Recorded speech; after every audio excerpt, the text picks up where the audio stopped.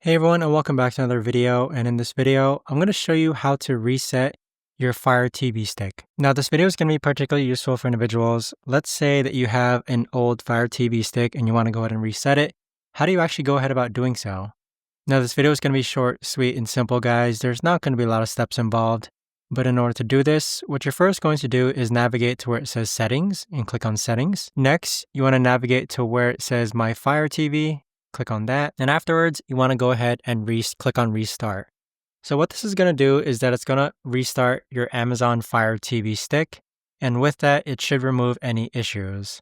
Another thing that you can do is that you could actually go ahead and unplug and replug your Fire TV stick and see if that helps when it comes to restarting your Amazon Fire TV. But that right there, guys, is the best and easiest way that I know of to actually go ahead and restart your Amazon Fire TV stick. If you guys know of a better or easier way to actually do this, let me know in the comments down below. I would love to know. Thanks so much for watching, everyone, and I'll see you guys all in the next video.